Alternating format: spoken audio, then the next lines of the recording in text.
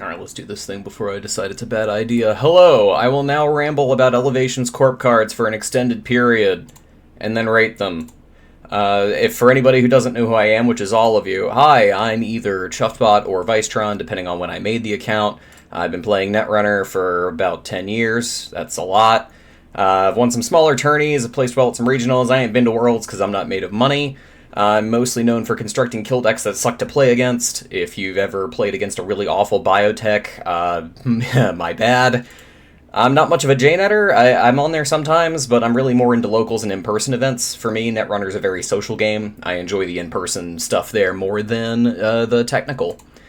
And I'm pretty bad at Glacier, I'm not gonna lie, so when it comes to evaluating Glacier stuff, I'm probably not your guy, but I can at least give you a good idea based on what me and my meta have cooked up.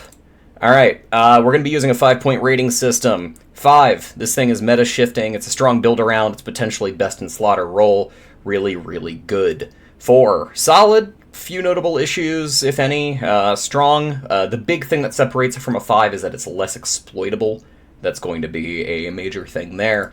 3, this is a decent card. It's a role player. It has competitive alternatives, though. Maybe it has niche use cases. Maybe it's strong, but very narrow. For whatever reason, not as, again, up there as the others, but you may still play it.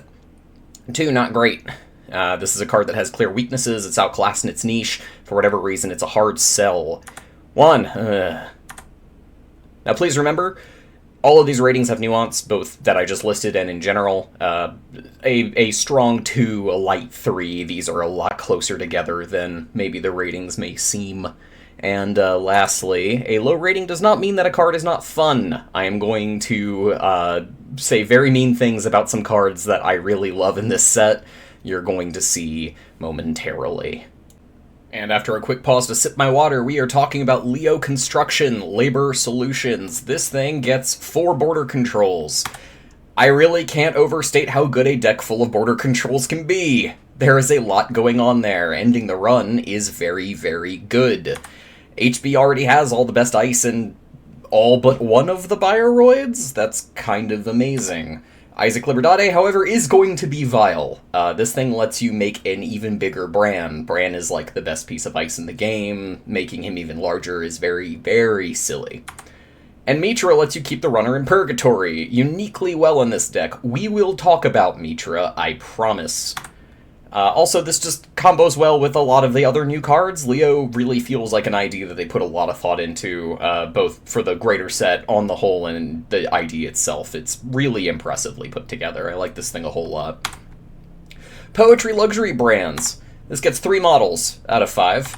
Welcome back, sports. What did they do to your options? The non-agenda piece of this card is likely necessary, but it feels like it holds it back a lot unless you're building sideways. As we go on, you will see that is pretty clearly what they intend. As a result, you kind of have some awkward agenda suite choices to make. The agenda suites have shrunk with Elevation quite a bit, and while Poetry got an agenda that's arguably the best piece of support that it has, we'll get to that, it is kind of limited in terms of where it's going to aim. The uneven triggers for score versus steal, that being, well, on the card, I'm not going to read that to you, you got it, are going to create awkward choices that didn't exist for sports. Sports could always get money, or always get cards, when it needed money, or when it needed cards. Poetry, there's a very real chance that you're holding exactly what you want to do, when you want to do it, and you're not allowed because you scored an agenda, as opposed to having one be stolen, which you can't control. I don't hate this weird little dichotomy they've got going on with Poetry. I don't think it'll necessarily ruin it, but this is not going to be NEH. This is kind of doing its own weird thing, and it seems to be doing it a little clumsily. I don't hate it. I actually really like it, because hell yeah, an Evil Fashion brand is like the coolest flavor thing they could have done. This is really dope. I just hope it actually works. I'm a little dubious on that front, but I think that what's here is action efficient enough that it should be okay. Aggressive trend setting. 4 clicks, 4 points. It's math. This is the closest we're getting to a reprint of AR Enhanced Security, thank God. That card was notoriously miserable. It was one of the poster children for late FFG NBN. This is kind of like that, except instead of horribly punishing the runner forever, it's making the corp ridiculously powerful, which is kind of the more fun way to do the exact same thing. Scoring this is just shy of a win condition, you could argue, if your assets being unbothered does the rest of the job, which HB absolutely has the means to do, and Poetry is pretty good at doing. This is really neat. If Poetry works, I would be surprised if you saw them ignoring aggressive trendsetting. I think this will probably be a 2 of in a lot of those. I think it's a very solid agenda that does something very, very, very oppressive. But again, it does it in a way that's a lot less awful to be on the other side of, and I think that's a really interesting way to redesign that sort of idea. Project Ingatan. That gets 3 Vitruvians out of 5. Hey, Vitruvius! Oh, they gave you really bad timing windows, huh? So, this is a notably worse Vitruvius in a lot of ways, but all of them relate to that funky trigger on the dividends abilities. You're going to be seeing more of that as we go on. It's going to be a running thing, because everybody got one. Dividends is kind of a weird flavor thing. I just wanted to call that out somewhere, and I figured why not on the first one, because this is just kind of a worse Vitruvius. You probably know what this does already. It's still a really neat keyword. I think there's going to be some really neat stuff in here. Just the different ways it's implemented in this set alone are pretty promising. But not 100% on the flavor. That said, I like the way this is put together. But we're here for mechanics, and frankly, I'm just glad HB got to keep this effect. Pulling stuff out of archives is something that they're really good at. It's something that they get a lot of value out of. I'm glad that Ingatan is here. It is straight up a nerf versus Vitruvius, but hey, at least they still have it. Humanoid resources. This gets a 4. 4 HRs out of 5. Oh no, HB is invading Naboo. Look at it. You can't tell me that George Lucas didn't have a part in this card.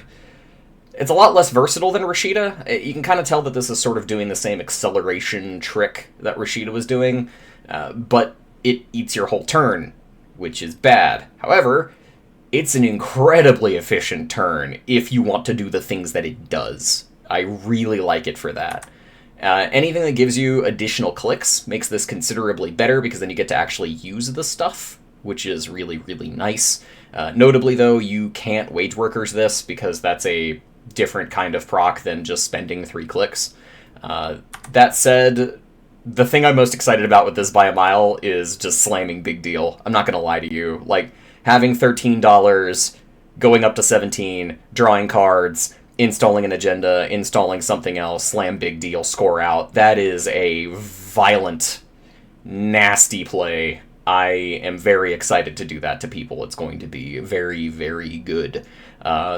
Humanoid resources is going to be trashed with the same immediacy that Rashida demands, but it's not going to be as game-deciding as Rashida, which creates an interesting little bit of decision space that Rashida didn't. So I like this card a lot. Auto campaign. It gets 5 autos. It's not 5 points because it's broken. I want to be clear, because this is our first 5 out of 5. It's 5 points because it's an asset that passively turns you into a 5-click corp, and I want to emphasize, passively. You don't have to invest in this. This isn't like an MCA authority situation. You just get it if it happens. And if the runner lets you get those clicks, they deserve to lose. That's their fault. They did that to themselves. Let them. Just score out whatever your little heart desires. Even if all of your agendas are buried, I guarantee you're going to get ridiculous value out of 5 clicks. 5-click corp is insane. That is just cuckoo banana cakes. Absolutely great. Love it, love it, love it. The only downside here is because it's a must-trash card, this is a campaign that is not an econ card. That can create weird slot decisions that you might not like.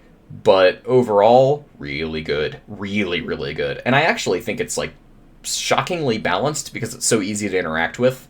Just a rock-solid card. I love this thing to pieces. I think basically almost any sideways purple deck would run this, but it's also just a solid thing to chuck in the remote and let cook.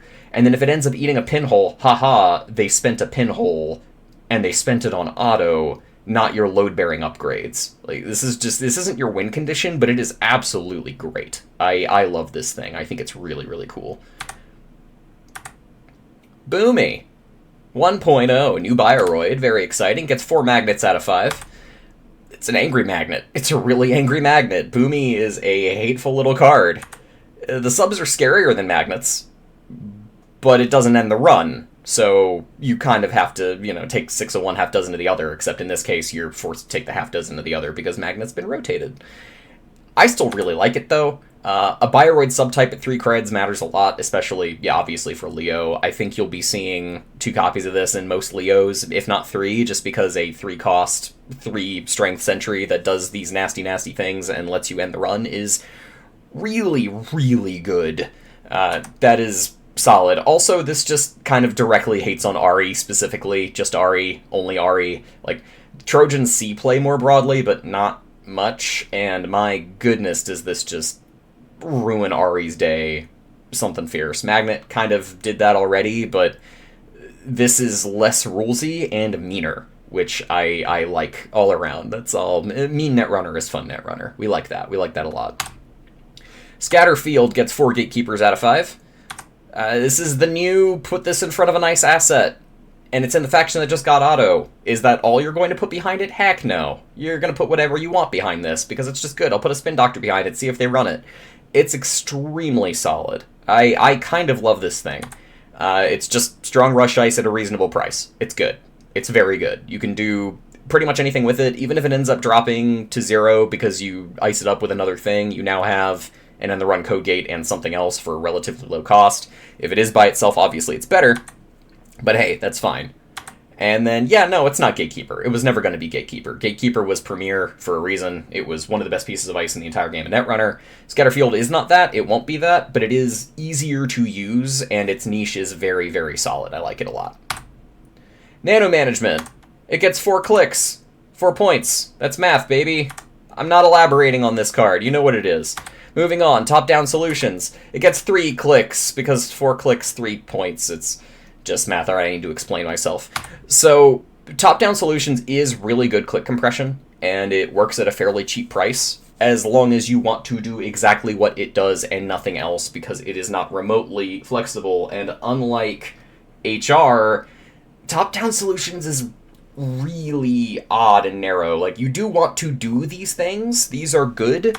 The hard part here is slots, because this is pure gas in your early turns. It's strong all game and sideways lists. But because of that narrowness, I really struggle, and that mid-game dip, too, I really struggle to say that this is great. It's good, it's playable, I just don't really think that you're going to be using this outside of a more specific niche within HB. If those installs were comped, or like the first one was installed without paying the costs, and the second one was normal, something like that, maybe I could see it being used more broadly. As it stands, I don't think top-down is great, but you'll definitely play it in certain lists. Mercia Ballard, that gets 2 subtype bioroids. Hey, the good news is, it's obnoxious in Leo. It's a 2/2 thing that says bioroid on it. Bad news is, it is borderline unplayable outside of Leo. This is not a very good effect. I am unimpressed. I don't really know why they gave her the movement effect they did outside of Leo wants to put this in another server, so let them do it. It really feels like that in particular is just kind of not good. The install piece of ice is like, yeah, it lets you glacier up. That's nice and all, but you pay 2 for her, so you have to use her twice to go credit neutral, and then you move her to that spot, and she's there now, and she can do Leo things, so I guess what you could do is put her in the root of a central that's already iced, and then build your remote and chuck her in there so that you can Leo her, but it's just not... That's all she does, and it's not that great. I don't really like her. In conclusion, I just wish Vovo was a bioroid. That's really all I want. But we have Mercia. The most important thing is that she works with Leo. She's here to do that. She's doing that. Good for her. Good for her. Egg! 4 eggs. 4 of them. So, this is Max Corp. This is, Max is a corp now, and you get to keep 2 cards instead of 1. Holy wow. That is bananas. That is all kinds of scrambled. Con, power drawing is just worse for the corp than it is the runner. This is not busted powerful. You would think so. You see draw 2 and your brain starts spinning, and it's right to, but remember that you are a corp. You are holding agendas. That is a bad thing a lot of the time. This is the best case that NSG has made for damage as tax yet. It might be the best case for damage as tax that Netrunner has ever had. This has been an idea in Netrunner since the core set, and it's never really been real. AU, I'm just going to call it Egg, I'm sorry, I'm not calling it AU Co. It's Egg. Egg is so good at this, it's honestly kind of shocking. Damage Egg and Discard Egg will have some crossover, but they are two different flavors of Egg. I think that you will probably run Cohort in Damage Egg. I think that you will probably run some damage effects in Discard Egg, but I do not think that Damage and Discard Egg are the same thing. I think they will have very different suites of effects, because there's a lot of both now. That said, the runner card Charm Offensive kicks this straight in the pants. It's really funny how that works. It doesn't really affect Discard Egg that much, that's really more true for Damage Egg, but my goodness, my gracious, you will lose so much if they run Charm Offensive. And there's a very real chance that they do. That card is quite good. The only way this idea is not strong, and I do think this is maybe the most salient point, is if Jinteki as a faction fully falls apart because all of their good tools end up being used out of faction and or banned again. This has happened before. It has happened arguably multiple times. It could very well happen again. I think AU is really strong. The big problem that I have with them right now is that the rest of the card pool, as you will see, does not really make for a really obvious win condition with it. It's got a little bit of the Epiphany problem, except it's a better card than Epiphany. So, we'll see how AU plays out. I think that this ID is as good as Jinteki the faction is good. That 4 egg rating is kind of more speculative than a lot of these. Not in the sense that everything's not speculation, because the set dropped today. More in the sense that I am banking on Jinteki not being Garbo. If Jinteki is Garbo, Egg can't save it. If Jinteki is good, Egg will be great. PT. PT gets 3 JNet new games. They printed an ID that comes prepackaged with 3 mitosis. I love this already. This is right up my alley. I absolutely love it. This lets you do a play where you can pass turn after making 2 brand new triple advanced remotes, and the runner just has to figure out what the hell to do with that. I could not... I'm grinning ear to ear right now. You can probably hear it in my voice. That said, unlike a lot of other mean Jinteki kill tricks, this costs money, and it's not cheap. We're talking mitosis costs 3, advancing a thing costs 1, using the PT ability still costs 1. You are spending money with PT. You need to make money. As a result, you are running bladderworts, you're running cohorts, you're running money cards. You need to actually have money. It used to be that PE could run super low to the ground, biotech to an extent as well. You can't do that here. You're going to need to sort that out. And I actually do kind of like that they're forcing us Jinteki kill players to care about money. Interestingly, though, for a particular type of Jinteki kill that cares about money, this doesn't feel like it's really any good with See How They Run, which is a bit of a problem, because See How They Run is a really spicy win con. This doesn't really feel like it's any better at that than any Jinteki ID out there. I don't think that PT is uniquely good at that at all. I think that you could do just as well out of Egg, for example, on that front. There's combos with it, but and the cards in the set that will make this better. But at the end of the day, PT is not uniquely good at that. Really, PT is not uniquely good at a lot of things. The thing it is good at is just completely freaking obnoxious. It's really funny. I did note that the hand management's going to be a challenging puzzle for a lot of win cons. I think that your mitosis turn obviously is one where you take full advantage, but staying at low hand size and having that not be a problem is going to be an issue when your ID no longer automatically hurts people.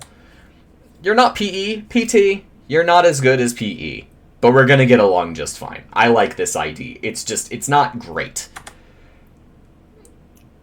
Nisei. 4 Niseis. Nisei Mark III is what this is. This is what this ID is. Or excuse me, this agenda is. I actually kind of like it better. Forcing people to touch Jinteki Ice on a server that's unlikely to hurt you is kind of the absolute best kind of kick-out effect that we've had. If Red Glacier makes it, and I think that that's most likely to be in Atea, of all things, this is going to be a notable piece. This is a really nice effect. I like this a whole heck of a lot. The only downside of Proprionegation is you're going to have to invest in archives, but who cares? You're jinteki. You were kind of probably expecting to do a tiny bit of that. Also, there's a lot of effects in this game that want to mess with archives in some kind of way, and if this belongs in a glacier, you're icing archives because you don't want to give them the out of messing with archives forever, especially against, like, criminal. To a lesser extent, Anarch, Shaper not so much. Point is, putting one really spiky piece of ice on archives is not a big ask, and it makes this thing just fantastic, especially because they automatically start approaching that ice, so that's... yeah, it's quite nice. This is real good.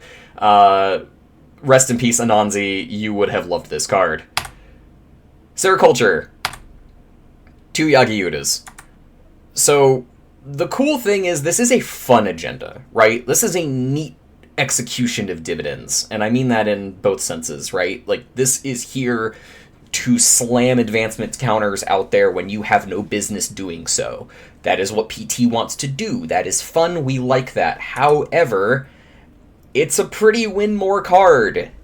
You need to score this with counters, have it, and then do other things and add the counters. Now, I will say that can be a back-breaking play, but you cannot deny that that is a win more play.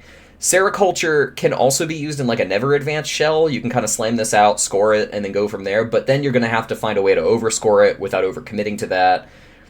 And then it isn't really never advanced anymore. Like, you lose the ambiguity because you can't score turn of, so you need to pop this the turn before. It's an awkward card, is my point. Like, is it better than Yagi-Uta? Probably, by like a hair, but Yagi-Uta doesn't see play. Jinteki doesn't really like that card that much. I'm not that impressed.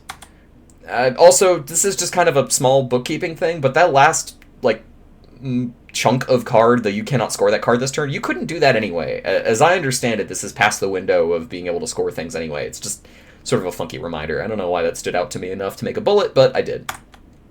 Byte! 5 traps out of 5.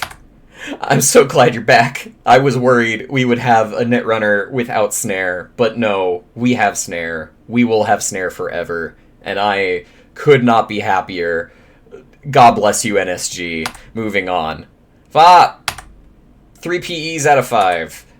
Removing up to 2. Okay, this is important, right? So, Fot can remove 0, because it's up to 2. That includes 0, which means you can deal 1 on score, which means you have PE's text. You just have that. It's on an asset, it's on a 1-3. Neato. You can also do that right before you score, or right before the runner is gonna steal. So, you can just BPE whenever.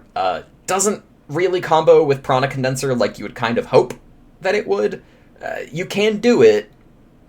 It's kind of neat in a way because you can pop Fot, put that net damage on Prana, but the problem is the decks that want to run a card like Fot probably don't also just want to funnel all of that into a Prana Condenser.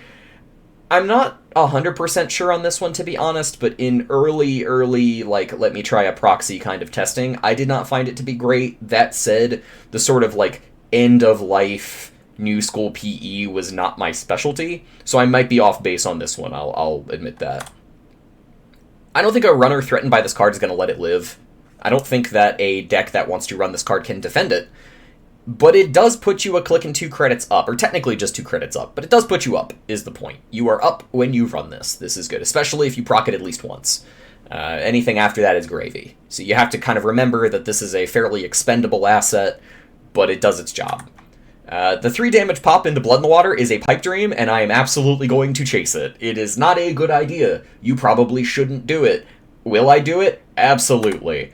Also, power counters over advancements is a real downer. I really wanted this to work with advancements in some way.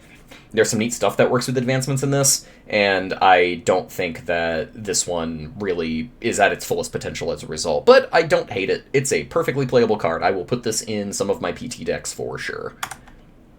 Empiricist. 2. I understand the niche this is filling, and I don't like it. It's not a real 1-to-1, and the subs are decent on this, don't misunderstand me. Like, that is a lot, right? You get to draw, you get to filter, you get to ping, you get to tag, you get to ping twice. Like, that's a lot, but it's not going to land. 5 is a lot for a sentry, I will grant you. It's fairly chunky, but because it lost its on-encounter or post-encounter, this isn't going to be able to do anything close to what the prior big sentries in Jinteki could do. This card is playable, but I will never be excited to res it, except in one very particular niche that we will get to. Mycoweb is here. It gets 3 poison shrooms out of 5. It's gonna be hard to pay 8 for ice that's not Anansi, and no, I'm not done being sad about it. Anansi is great, was great, rest in peace, rip my angel, my beloved spider is dead. We will miss. A runner that face checks this lets you you run roughshod on them. You just absolutely go nuts. It is fantastic. I love that to pieces. However, the actual best thing about this is that it's a fairly expensive piece of ice to break, and they have to keep breaking it, and 4 subs at 5 strength is a lot, and we just sort of accept that ice mostly just exists as attacks and not as an actual threat. It's a shame. Again, there's a trick for this. We'll get there. Also, the inf cost on this is weird. This feels like it should be higher. I don't know why this is 2. This, to me, feels like something that HB might play if they can just, like, force a really rough interaction with something like, you know, a particular Leo setup or what have you. I don't really know why this is 2 influence. To me, that just feels strange. Yeah, anyway. Semak-samun. 2 sad botuluses out of 5. There are a few ice in this set that are necessary but unexciting. This is the first of those.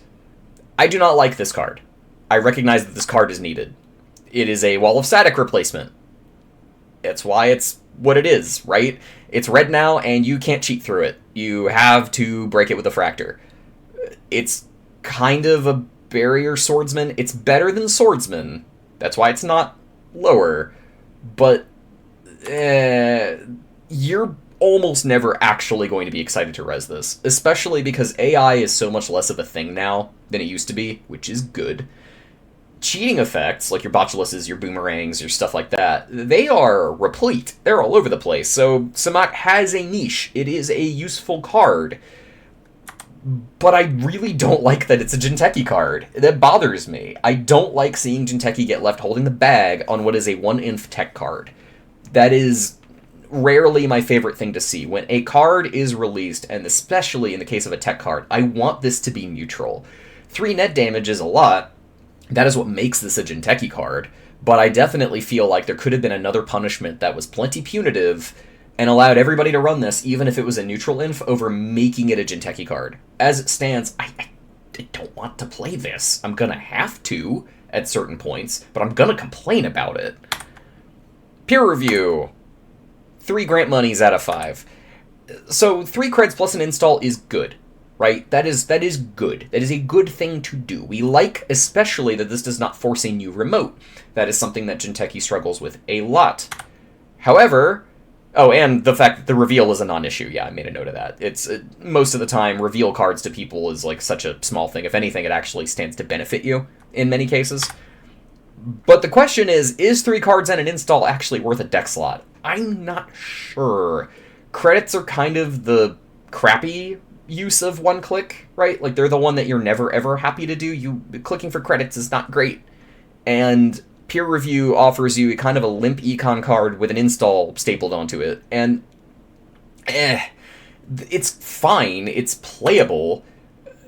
Especially in Atea, where it does a lot more, right? You get a second install out of that. Now you're 3 credits up plus an install plus an install. Heck yeah, now that's awesome. I love that. I'm just not 100% convinced, especially because it's specifically the root, right?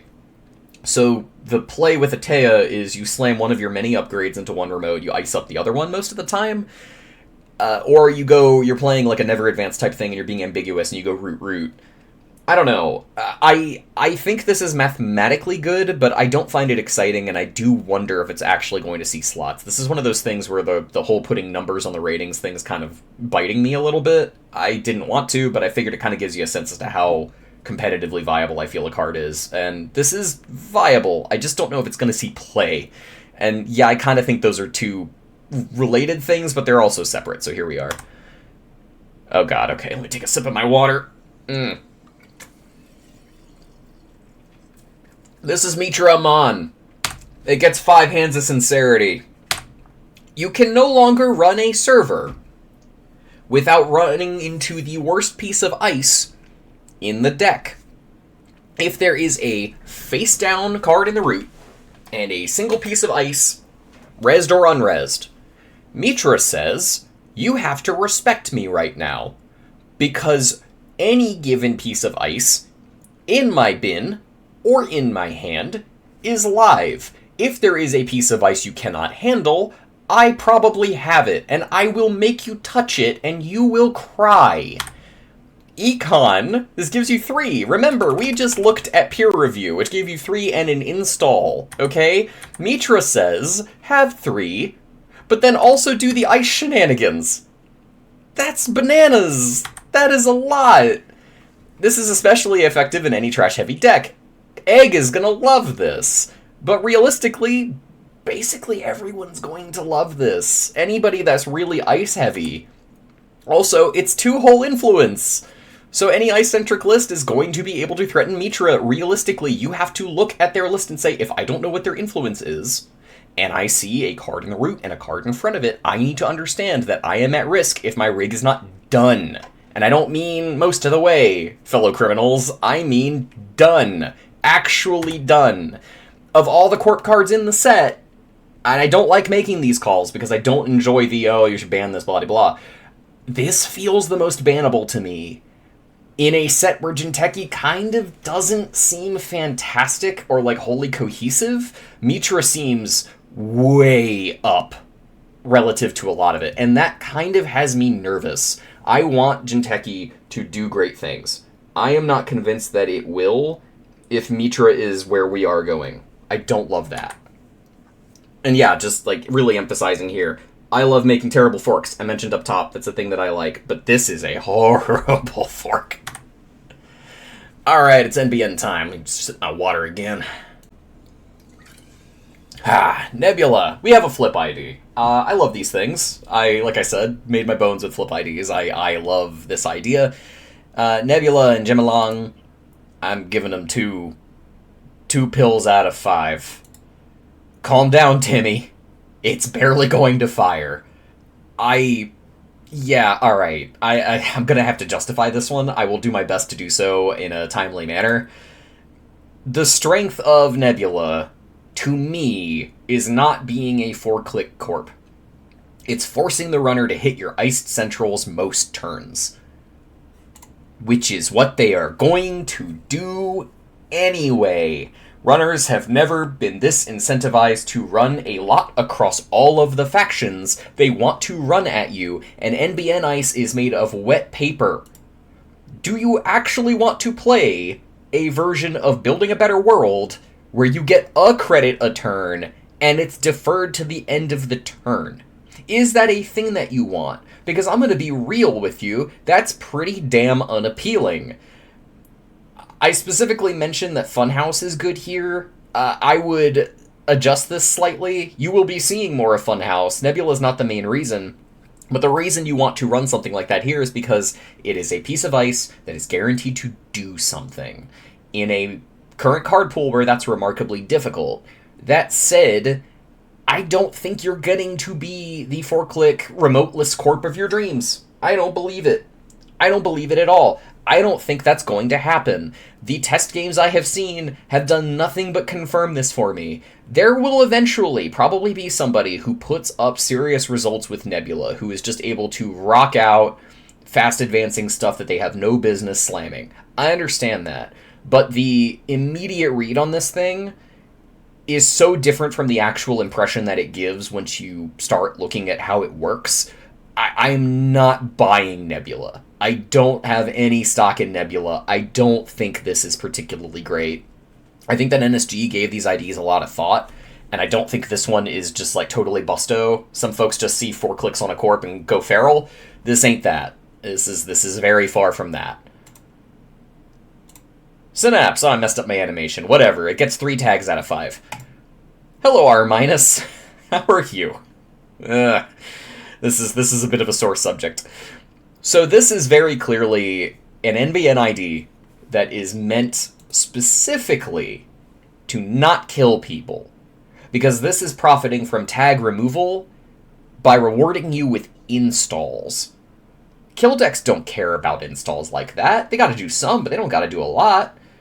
I find that really, really weird. Again, you're incentivized to go for tags, right? But then you get the tags so you can go tall, but going tall helps you land tags, because NBN ice is really porous, but it does nasty things involving tags. There's a lot of good tag ice. You want tags, you need ice on the table. You get ice on the table, you gotta install it. You need that to get the tags.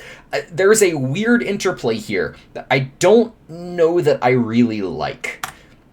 It's also got a bit of an anti-synergy with Oppo, because Oppo incentivizes the runner to clear all the tags in one lump, which Synapse does not want you to do, because they want one a turn. They want the runner to be taxed via tag. They want them to be forced to take the remove tag action frequently, not in lumps, right? They very specifically want that. However, this is also basically the return of econ denial, as in like economic denial of the card, not just the broader strategy, though it is that too.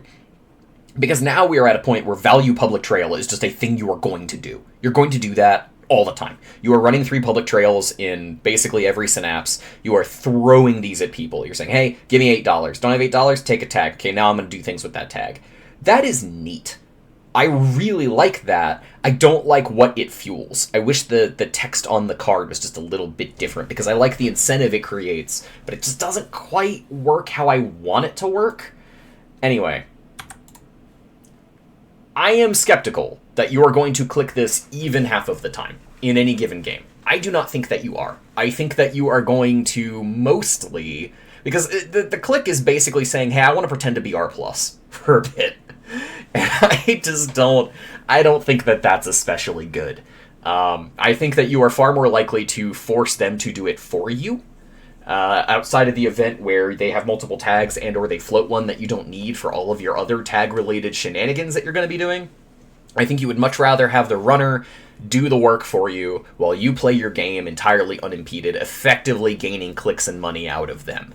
That is the actual goal here, is to outsource that work to the runner.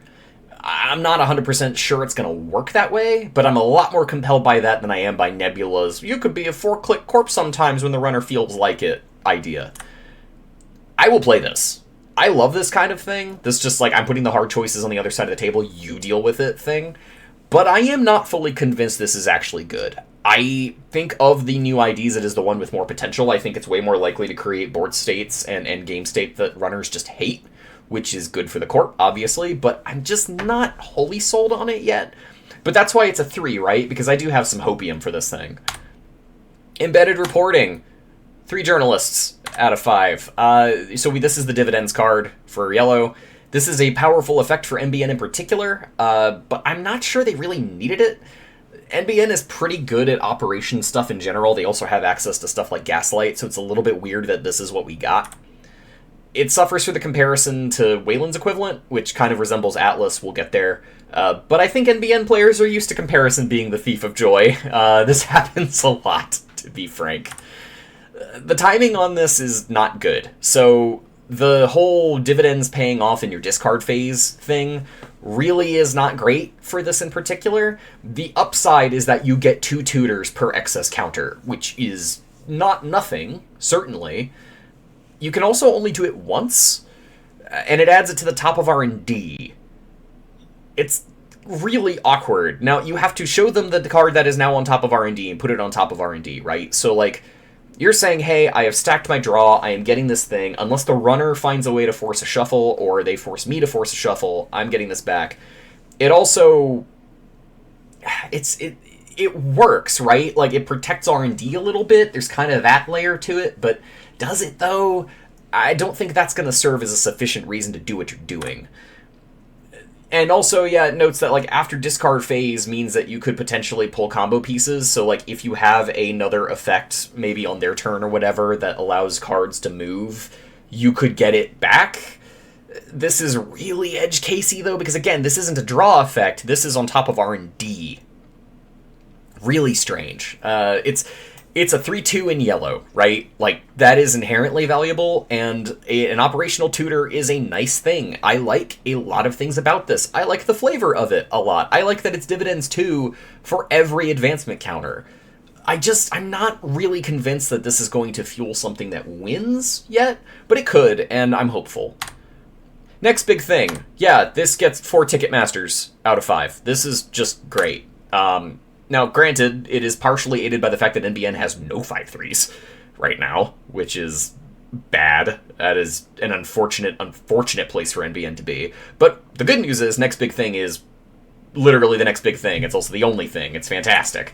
It's basically a baby back pro, except it works a little bit differently. So anything that is in a combo deck or in a kill deck, next big thing is fantastic. You would rather not pay for it, you'd rather the runner steal it, and then do things with it. And again, that means that screams kill to me, right? Like, that is the kind of combo that you get and do really, really awful things with as a direct result of getting to draw 4, save your agendas, and just operate. That is great. Also, it doesn't go full back pro. Like, back pro would be a 5, right? This is a 4. It doesn't go all the way to back pro. It shouldn't go all the way to back pro shop. That is a horrible place to be. Don't do that. Please, NSG, don't just reprint back pro. But it does mean that this is, like, a little bit awkward in that way.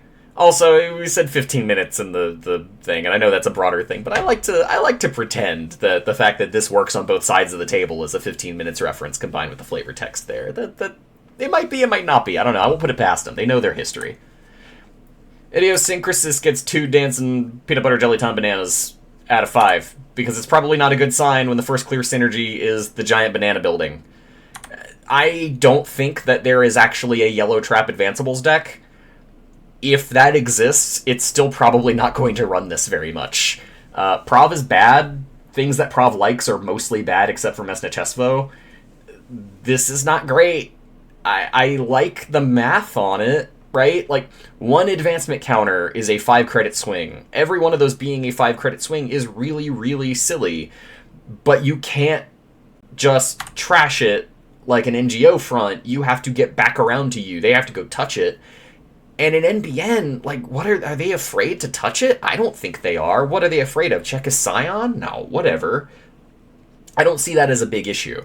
I would much rather this had worse math on it and let me trash it like NGO. I don't know what that math would be necessarily. I don't want to float numbers. That would probably be too much to have on a trash effect. But it really does frustrate that this is just like, all right, I loaded the thing, and I gotta wait, roll it back around, hope for the best.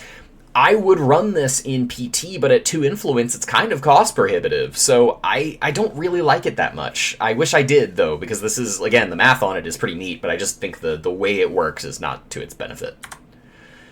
Public Access Plaza. That gets 4 trash costs out of 5. Tampad campaign, you're looking real credit neutral today. I like this thing a whole lot. It's our first threat 2 that we'd seen. Technically, there are other threat 2s in the set, but I believe it was the first one we saw in the scoops, which I very much appreciate. And I just think this is a way more interesting pad campaign. I think that it is really, really cool to see these cards that offer immediate value create awkward, gross choices for the runner, but they do that in a way that isn't just, I'm expensive. Like, the trash costs on the whole for this set have gone down quite a bit, but then they've introduced neat stuff like this, and I really like that. I think that's a really sweet way to design this. I think this is just kind of a slick card. Pad Campaign wasn't really seeing play. I think Public Access Plaza will, and that is just good. That's good design. We like that a lot. Doomscroll gets 2 Twitters out of 5. This is in the same faction as Serevna. Immediately, we're unhappy.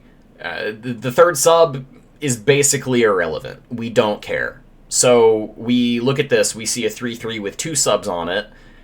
The subs aren't great. Tagging and net damage is just kind of whatever.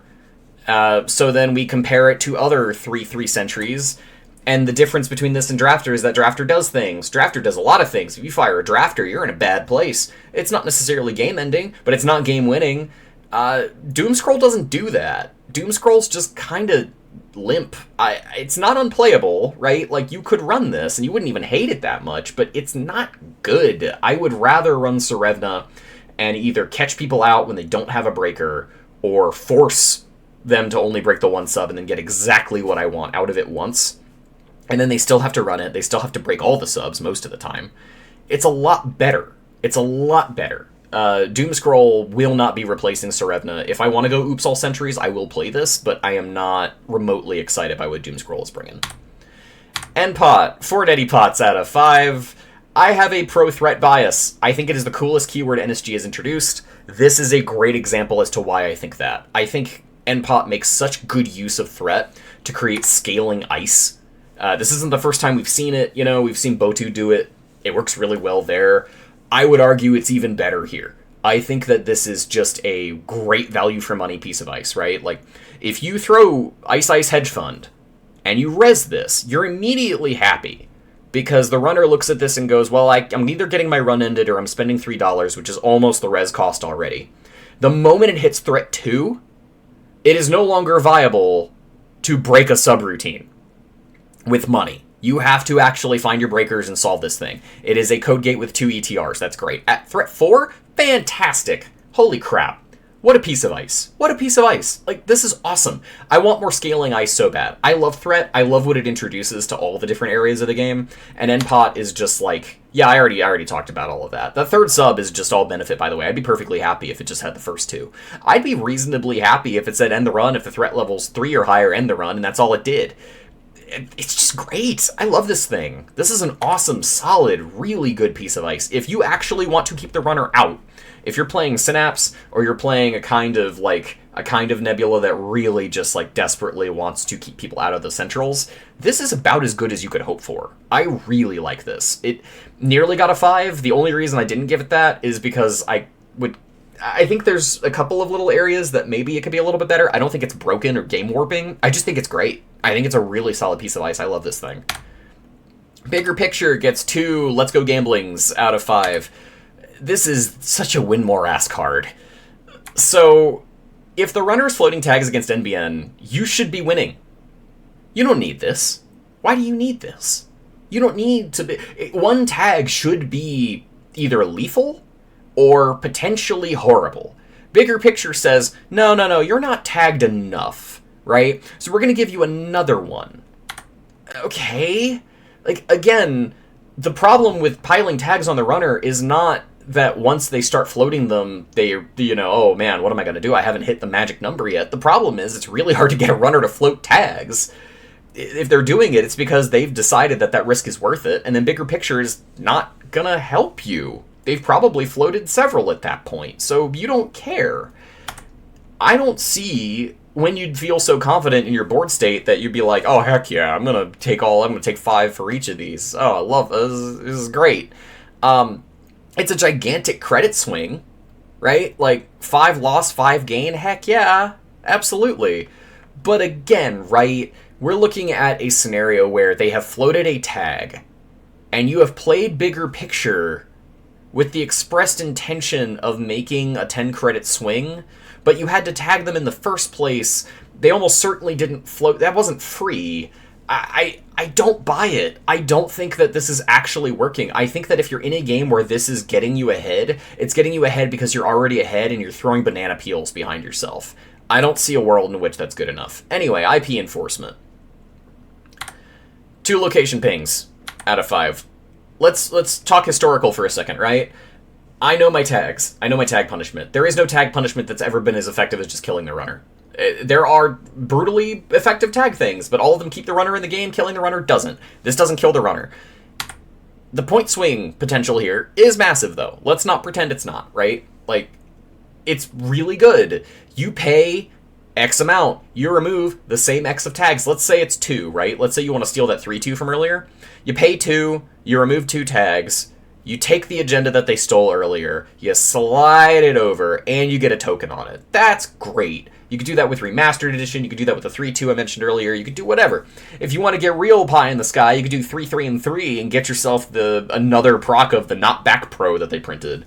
Cool, right? That's never gonna happen. You're never gonna do that. When is that gonna happen? There's no world in which you can actually create sufficient tag pressure that they just can't get out. Again, this is a win more. It's not a real win condition. It's neat that this exists, and it's neat that it's 5 influence. We love that. but it's not great. I don't really like it. This is also probably why we didn't get a near print of Project Beale, because we could have taken that and then yanked it from the runner and then put a counter on it, and now we have 3 points. That's absurd. Probably can't let players do that. Fair. I get it, but we did it for IP enforcement? That's what it's for? Ugh. The only scenario in which this goes up, and there is a scenario, is if vegan tag decks are so good with Synapse that you can afford to play it. If you can afford to play this, if that is a real archetype that I'm just not seeing the math on, great. I would love for that to be the case, and they're probably going to ban some piece of it, because I guarantee you runners would have an absolutely miserable time. This sounds awful. I don't think anybody wants to play in that future. Touch-ups. Once again, kind of messed up my thing there. 3, what's wrong with your faces? Out of 5. This advances at normal rate, and then it also disrupts the runner in a really nasty way. That's cool. I like that. This is kind of mindscaping coded in a weird sort of way, which is a really interesting idea. It's also the best way to ditch steel skins in the format right now, to specifically target the things that stop them from beating you out from things that are in hand. You could do with that knowledge what you will. What you should do with that knowledge is kill the runner. That is a very good thing to do. You should do that. But realistically, this is just like a solid little double that is nice and disruptive, and any deck that wants to just mess with their side of the table should at least consider playing this. It's not game-ruining, but it's pretty cool. Oh, we're into Weyland. I need a sippy for this. We're gonna have a lot to say. Bangun, my beloved, gets 2 AC/DC Big Gun Collector's Editions out of 5. Fuck subtlety. All my homies kill runners in the fucking street. I love this text so much, but it is not very good. It's rough, man. This is a rough piece of agenda, a rough piece of identity to build around, right? So you need to get your agenda. You need to put it face up on the table. It needs to survive the runner already. You need to get it on the table. You need to install it face up. You need to say, hey, runner, go touch this. And then when they touch it, they effectively take 2 in a tag and have to deal with the ramifications of that. Like, that is Turbo Argus, but people forget that Argus was as effective as it was, and it was never, like, the best ID in Weyland, but it was as effective as it was because it worked off of Centrals too, and you could run, like, 12 agendas and really do stuff. I don't think they've ever designed an ID that makes your Centrals this fragile. I think it immediately becomes apparent that when you're playing against Bangun, you ignore pretty much whatever they're doing in that remote. Forget the remote. Just tear HQ apart, run down R&D, do not let them play Netrunner, and you will win. You will beat Bangun most of the time, I'm pretty sure.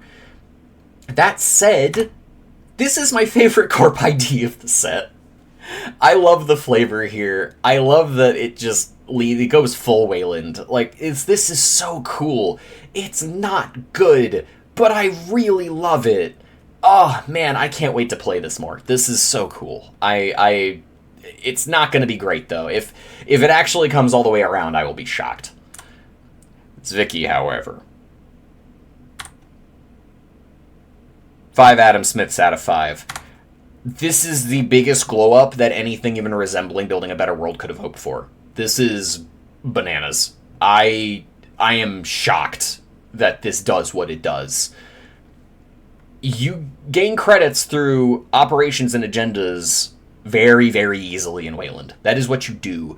Getting a draw each turn, every time. Now, granted, that generally means on your turn, right? Let's assume that's the case. This is like an ETF type effect. This is a just reliable, I get a thing every turn that puts me ahead forever. But it does that without constraining your playstyle like NEH, because NEH couldn't build tall. Zvicky can. Zvicky can also go wide. Zvicky can be modernism. Zvicky can be just straight up kills. Zvicky can be fast advance. Zvicky can be anything it wants to be.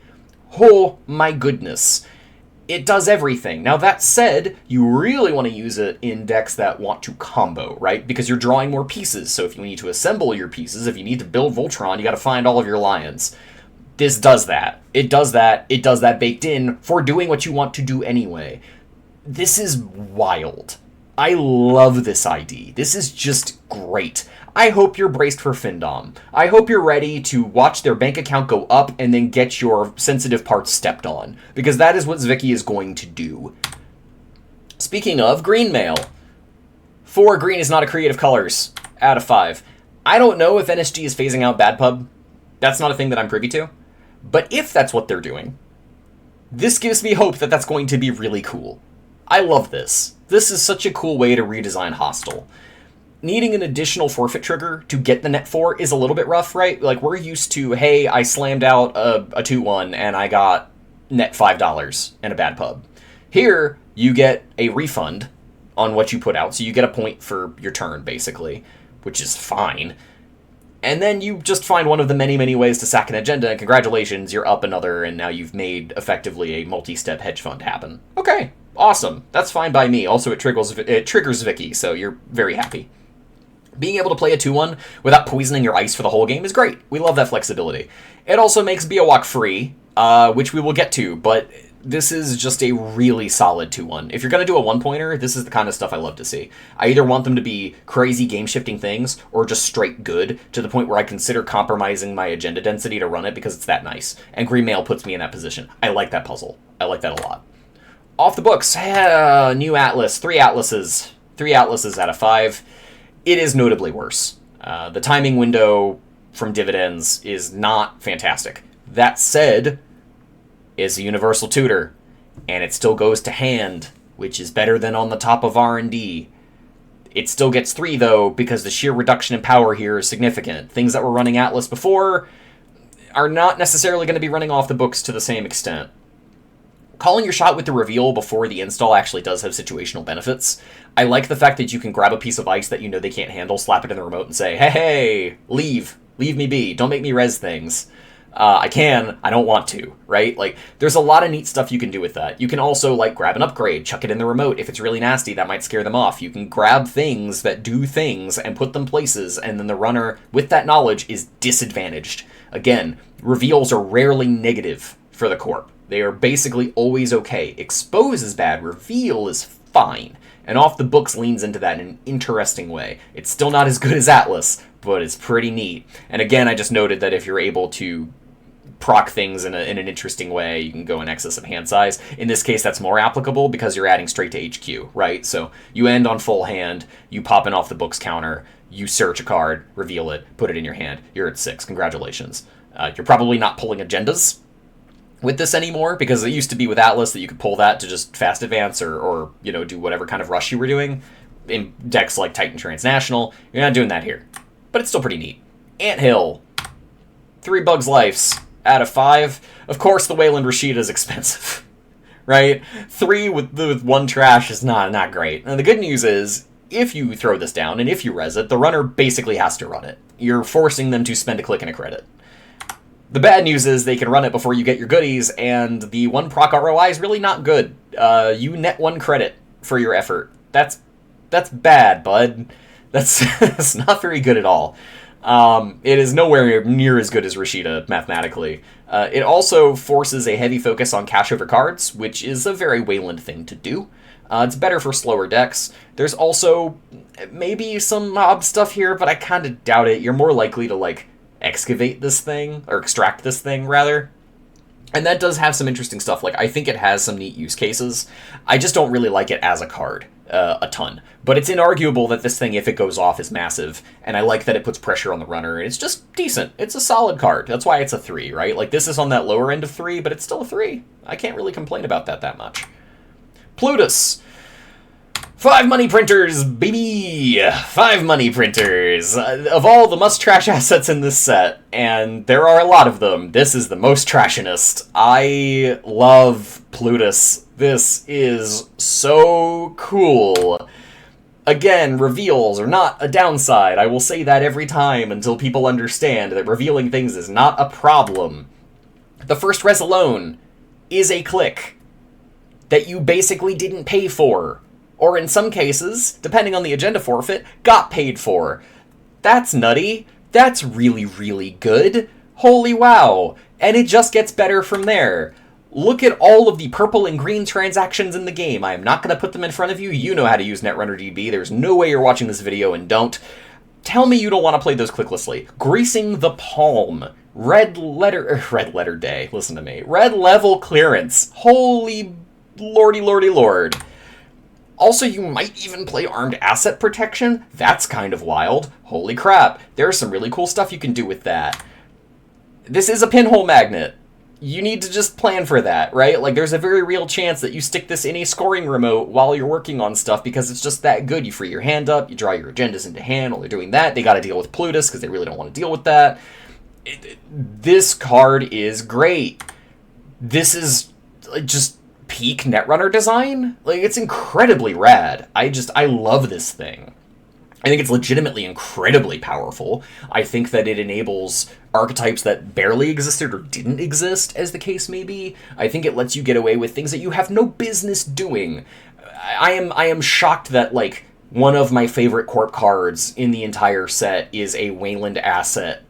I just didn't see that coming. Like, this is awesome. I love Plutus. Plutus rules. Biowak. Oh, I guess I didn't animate this one. Whatever. You get the idea. This is Biowak. I repeated the Trasher ETR because that was the joke. You see? Because it happens twice. That was the joke. 4 monitor lizards out of 5. You get it? This is an Archer replacement, y'all. That's what it does. Alright? It is really, really good. Really good with green mail. Because you get it for free. If you score green mail and you res Biowak, you have paid for Biowak. Biowak is free. That is just a thing they have to be afraid of now. That's nice. We like that. This is arguably better than Archer. Not in the sense that it has as many subs, right? But, like, the 2 money sub basically didn't happen a lot of the time. With Biowak, if you sack a green mail, you just get that up front. You can just have that. That rules. Heck yeah, Biowak. Love that guy. Love this animals. Kesselroid I don't love. This gets 3 asteroids, but I need you to understand this is a bitter 3. Okay, this is another one that is more necessary than good. This is kind of like the Wall of Static, but not with, you know, only Fractors thing in Jinteki that I don't like. Ice Wall was advanceable. That was better for BTL. This isn't that, right? But it is in the same niche, because it's a cheap 1-strength barrier that ends the run. It's crew-proof, and it's better against Bankar, so it hurts Anarch, and it hurts Anarch. That is what it does. But it's a 1-inf tech card. Also, Kurapira is going to dunk on this thing. It's messed up that I can say that about a Weyland barrier. But here we are, scooting through Kesselroid effortlessly with Criminal, building counters that are going to walk me through your Pharaohs. I don't like this card very much, but I am unable to give it a bad rating because, again, it is mathematically decent. It does the thing it is built to do. It is a tech card, but I hate that it's here. It bothers me. It could only really belong to Weyland, if I'm being honest, the way they've built it, but it's still really irritating, and I would still prefer it was neutral. This is just not what I like to see in factions. Stelendra. I messed that one up. 2 out of 5 on this one. You could do so much better in an advanceable than this. I get that mathematically this is efficient, right? But let's acknowledge for a second that of all of the cards you could sink 3 advancements into, this is probably the weakest. It's not very good. You get some subs out of it that are kind of okay, and then it starts throwing advancement counters around, but does BTL care? I don't think BTL really cares. It combos well with Mesnachesfo, because Mesnachesfo is great. That doesn't mean Sialendra is good, it just means Mesnachesfo is good, and this enables it. And these subs are buns. Like, they're not great. I would walk through this with nary a thought. I am barely bothered by this. This is such a piece of ice. I would have rather it was weaker and had an end the run on it. If it had those things, I would be a lot more keen. But as it stands, it just exists to sit on a central that they're going to run a lot, probably R&D, and generate value over time. And I don't really like it. I wish I did. I wish I was more excited by this. I think the math on it is good, but I don't think the math tells the whole story. I think this is a piece of ice that's going to fall by the wayside, especially as BTL seems to also be kind of like not getting a lot of support. Speaking of BTL support, KPIs. 4 Soccas out of 5. Thank you for Corp Deuce's Wild Socca. We appreciate it. That's very cool. Red level clearance speeds you up. KPI builds board state. And the longer the game goes, the more that matters. Because the way this works is it incentivizes Glacier play. It is the most Socca card imaginable. It builds the game plan that he likes to do. He wants to play safe, install things for cheap, advance things for cheap, and make money. Those are the things that BTL Glacier does. Those are the things that KPI does. It's also a transaction, and everything that entails. This is also in the same set as Plutus, which means you can use this to do all sorts of horrible things. You're just allowed to do that. You can drop a 4-2 on the table last turn, go back around, get the free advancement for nothing, and then just score out. That's a thing you can do with Weyland cards, nothing but green cards. I love that. That's fantastic. It does suffer a bit from being designed a while ago, I have to imagine, because there's no way that Elevation was not being tweaked much after this was kind of worked on. I have to imagine this was balanced alongside the rest of the set. Don't get me wrong, I'm sure they thought that through. But I'm not convinced that the kind of BTL gameplay that this is very obviously complementary for exists at this point. I think we're going to be looking at a very different game. Now, that said, that doesn't make this card less attractive. This is a Weyland level clearance, and that is awesome. I love that. Heck yeah. Oh my goodness. This one deserves a sip of water. Hold on. Measured response! Yes! Kill! Ah! Alright. There's a lot of provisos here, right? Let's not go completely off the rails. Threat 4. That's a volatile point in the game that can just end. Hard to force runs at this point if they know what you're about. However, it's tagless meat damage. It's 4 tagless meat damage. The preventative for it is $8. The magic public trail number that we're doing instead of traces. That's really good. That's really good. Holy crap, that's a lot. It's a supplementary piece, though. Understand that this is unlikely to just win you the game. You need to set them up for it and either have 2 of them, or have 3 of them, if they have money.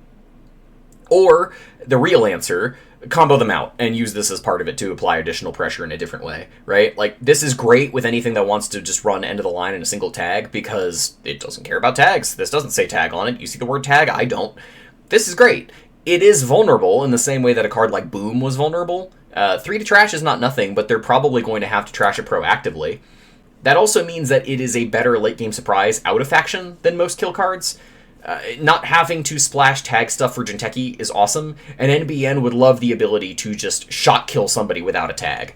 These are great things. It costs the same as an end of the line in terms of influence, so you're definitely going to consider it. That's real hot. That's good stuff.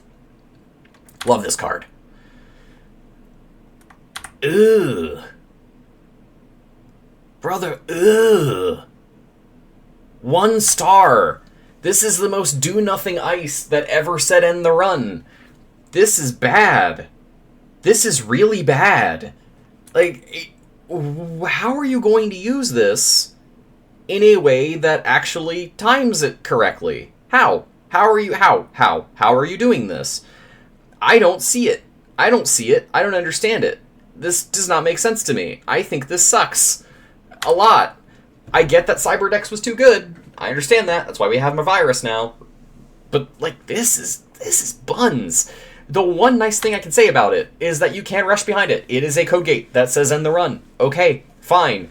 But this is no Enigma. This is bad. This is not a good piece of ice. I don't like this thing at all.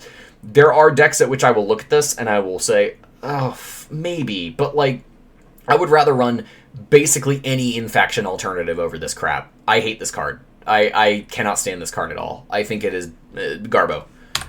Speaking of Garbo, 1 cat swinging from a lamp out of 5 for Lamplighter. If this card was mythic, I would think about playing it. That's how bad this is. If they couldn't break it, and it said, pay 3 to get through me, and that is what it did, I'd be like, you know, alright, Lamplighter, I see you. That is okay. I like that fine, but they made it a sentry. and they made it trash itself. What on earth is this? This is garbage. I understand that a neutral piece of ice should not be great, right? Like, the idea is you should be forced to spend influence on the really juicy pieces of ice that do other things. But, like, who cares about this? This is bad. Like, outside of NBN, who's going to run this? You're not putting this in Bangun. It's going to immediately trash itself, because the moment you're doing that, you're doing it on something that's got agendas in it. It's lousy. It's really bad. The only place I could kind of think about putting it is in front of nice assets in NBN, but, like, surely you can do better. There is better NBN ice than this. This is really limp. I don't like this at all. I do like that cat, though. That cat can stay. We like the cat. Petty Cash. For 4 quarters. I think this card is incredibly cool, and I'm going to be honest with you, I don't want to get into all the things I think this does, but we gave up Subliminal for one of the neatest transactions they've maybe ever printed, especially in neutral in particular. This is not a traditional econ card. It is basically a, like, slow deferred hedge fund, kind of. There's a lot of reasons to run Petty Cash if you just want money cards and you don't care how you get them. And you will happily run this in a place like Zwicky because it procs twice, which is great, especially clickless draw. Ooh, baby. But it's not even just an econ card. This goes into anything that wants to leverage that bonus click. You're putting this in Epiphany, you're putting this in Zwicky, you're putting this in a fast advanced deck, you're putting this in all kinds of stuff, and it is getting work done all the time, forever. That's rad. I love that. This is so neat. Now, granted, it is not a replacement for Subliminal in the sense that it doesn't work as well with Nuvum or Restoring Humanity, but frankly, those IDs are in a bad place right now. I am not surprised. Regardless of any of that, this is so rad. I mean, just... oh, man. I don't know why it's phrased the way it is, but I'm not going to dwell on that. I really don't understand if you have not finished an action yet this turn as an idea. Like, I know what that means, but why they did it that way, I have no clue. That said, love this card. Love the smooches. Mwah. Very good. Finally, 3 I'm dones out of 5 for Makoto Langit Grid. This is one of the hardest cards to review in the set, funnily enough. The numbers are great, but the opportunity cost of slotting it and playing it is rough in a weird way that you would not necessarily expect. The asset discounts, whatever. It's kind of meh. You'd rather put this in a server that you're really doing things in, and an asset's maybe not the way to do it. The ice discount, pretty nice. We like that a lot. Kind of lets you build your own Vovo. Like, that's neat, and Vovo's not amazing, but you're happy to have that. And it's neutral. The trash cost increase, though. Ooh, baby. Like, not only is that persistent for the assets in the server if you're doing that. So if you want to make an expensive Otto, you can do that. If you want to make an expensive Plutus, you can do that. If you want to fire one of the new Rashida replacements and be left alone, you can do that a little bit more easily. It's really nice. That's all, like, really cool stuff, and it does all of that. Like, this is a shockingly dense card in terms of things it can bring you value with. That said, there are grids in every faction that are going to do specialized things that you probably rather have. And that is hard to evaluate, right? There are cases where you'll run Makoto, I imagine, but I have trouble naming them. We're gonna see. I think the math on this thing is just good. I appreciate it for that. I'm not convinced it's where it needs to be to see a whole lot of play.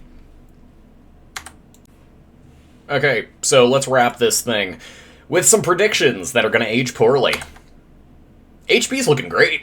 I don't think that's a particularly spicy take. Leo is going to Glacier the heck up. It's going to be the Glacier ID if you're playing Paper Glacier. God, this has been a lot of talking. Purple Glacier. It's going to be Leo. It's going to be PD for Rush, Fast Advance, Never Advance. Sideways Purple, I don't really see exactly what it's doing yet, but there's so many good cards in there that surely it's going to do something. I think there might be a spicy Thule, but without MCA and all the things that it used to make runners miserable, I don't know what the Thule hypothetical looks like. I want to believe in poetry. Smarter people than me are going to have to kind of figure that one out, and then I might steal it. That's about as far as that's going to go. Jinteki will exist, which is good, but I'm unconvinced that there's anything in the faction that's even going to approach what Ag was capable of. And to be clear, I don't think Ag was good for the meta, But I did want something that sort of approached that a little bit, and it seems like their solution to it was just kind of giving Atea cool cards and then printing neat IDs that don't have a lot of support behind them. PT is only for sickos like me. It's worse than PE. Egg's text is great, but it doesn't have a clear win con that really fuels that, and there's only... I mean, the discard support is there, the damage support is obviously there. I just don't really see what it's doing to win reliably. And Mitra, I did all my talking about Mitra up top, but it's just... that card is not reasonable. I don't like what it does to the game when it's out. I don't think it's going to ruin anything severely, but I just don't like the vibes of Mitra, and I worry that Jinteki might be down a card as a result. NBN's been defanged a lot. Look, NBN has been suffering this entire last couple of sets, right? Banning R+, banning Bologna, banning all this neat stuff. It's been rough in these streets for Yellow. And yes, we got some cool stuff here, but I don't think we're getting anything that's nearly as rough as later FFG or PCAR+. And to be clear, those are not made equal. PCAR+ was not nearly as bad as just all the late era FFG stuff. Synapse might be alright. I want to believe in it, but if it works well, it's just going to be an awful, awful experience all the way down, and NSG is going to have to, or feel compelled to do something about it, because people are going to complain. This is my biggest criticism of the set. I don't think NSG knows what to do with NBN. I still don't think they know what to do with NBN. I think they want NBN to be this cool tag faction, but then there's tag kill. And I think when End of the Line rotates, that's going to change a lot, but then I don't know what all the tag stuff is actually going to accomplish. I'm not convinced that they know what NBN really needs to be. I hope I'm wrong. I want to see what happens after Elevation, but as it stands, I'm not super into the current version of NBN. That said, I will be playing Synapse, because it seems like the kind of misery that I love. Weyland, though, holy shit, winner of the set. I think HB might be the strongest, but I think Weyland might be my favorite. No, it's definitely my favorite. Weyland got so much cool shit. They can do everything now. They're able to do just about everything. They're not great at Glacier, because BTL's not what it was without BioVault and some of the support pieces like NGO, and they're probably trading that for being the best at rush, kill, things like that. You know that that's what Weyland's doing. Weyland doesn't care that you know. Also, Plutus is maybe the most deranged card to be designed in forever, and I think it's insanely cool. I love Plutus. And honestly, just Weyland in general, they did such a great job really giving Weyland a ton to do without just printing a ton of ob cards. Yeah, heck yeah, Weyland, let's go. That's it. You're dismissed. Thanks for watching. I really am interested to see where Elevation goes. I think this set is super cool. I think it's one of the best things that NSG has done in a long time. And I'm really glad that we're back to a kind of Netrunner that feels like Netrunner more so than what we've been playing. Really positive on it overall. My criticism of NBN aside, I'm super fond of this set. So I'm going to go play it, and might talk to you all again sometime. Who knows? I haven't decided. This might be a one-off thing. Bye.